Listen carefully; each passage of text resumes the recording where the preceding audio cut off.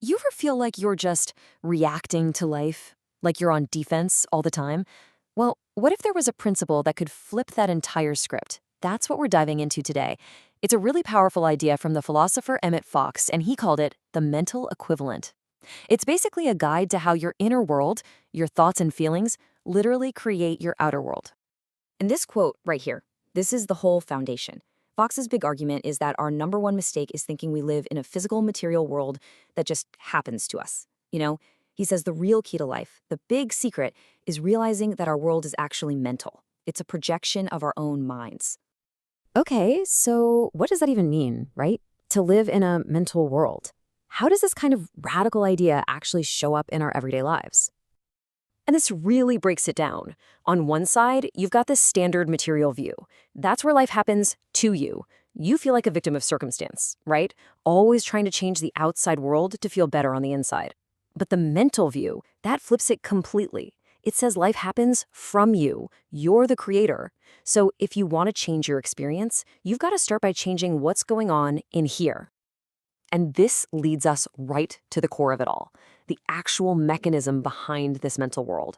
It's a term Fox himself came up with, and it's called the mental equivalent. The best way to think about it is like it's the invisible blueprint for absolutely everything you experience. So you might be asking, is there really one single principle that governs everything? I mean, everything that shows up in your life, from your health and relationships to your bank account? Well, according to Fox, the answer is a big, resounding yes. There absolutely is. And this is the key.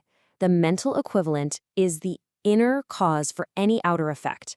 It's not just some random passing thought. No, it's the grand total of your beliefs, your habits of thought, your deepest feelings about something.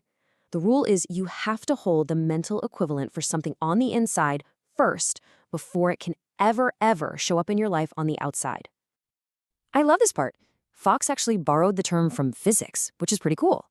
You know how in science, a certain amount of heat has a mechanical equivalent? It can produce a specific amount of energy? Well, Fox said it's the exact same with our minds. A specific state of mind is the direct equivalent of a specific life experience. It's a one-to-one match. No exceptions. So let's make this super practical. For example, if someone's life is just filled with constant drama and conflict, Fox would say, well, that's because they're holding a mental equivalent for strife. On the flip side, someone who experiences a lot of abundance and good fortune, they're holding a mental equivalent for prosperity. It's that simple. Your life is just a mirror, reflecting the mental equivalents you're carrying around inside you. Okay, that's the what. So what about the how? If our life is just a result of these mental blueprints, how in the world do we consciously build new ones for the things we actually want? Well, the good news is, Fox gives us a very clear formula. He calls them the two poles of creation. And honestly, the formula itself seems almost too simple. To build a new mental equivalent, you just need two things.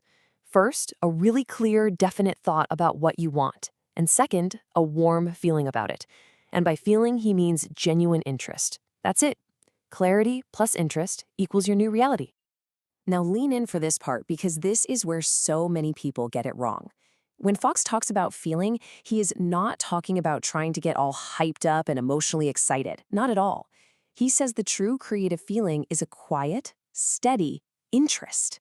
Think about the genuine fascination a musician has for their instrument or a scientist for their research. It's that, not some big flashy burst of emotion. And this comparison just nails it. Look at the left side. That's how most of us try to be positive, right? It's vague, it's kind of cold, it feels forced. We're just saying the words. But the right side, that's effective thought.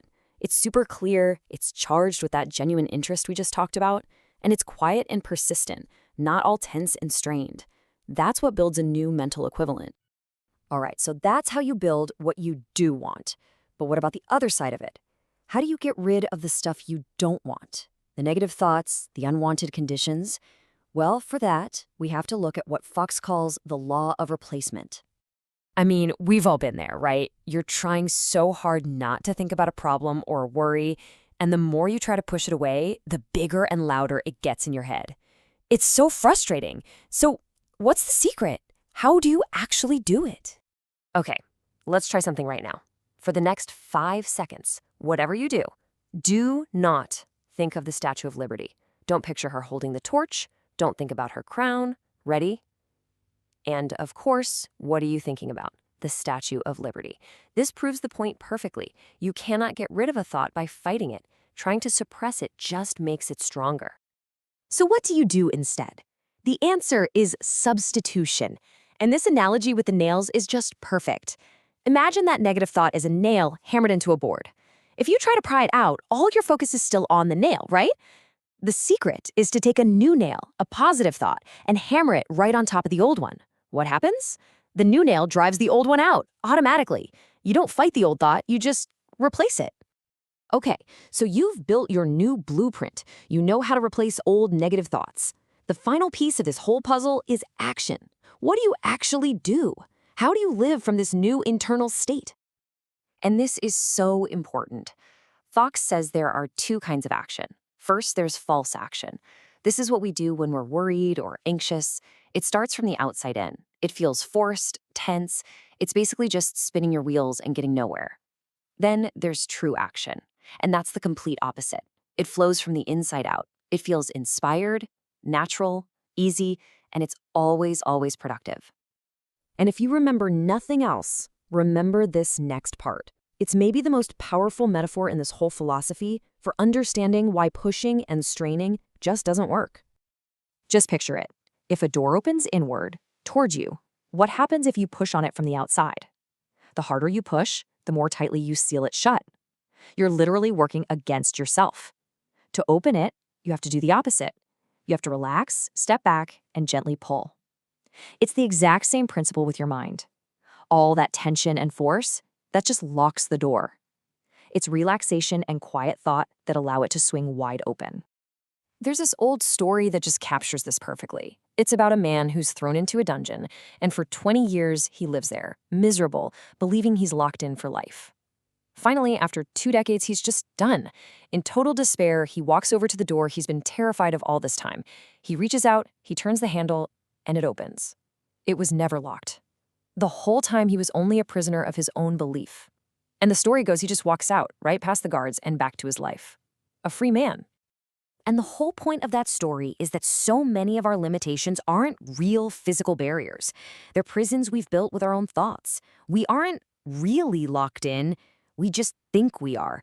And that leaves us with one last really important question to ask ourselves.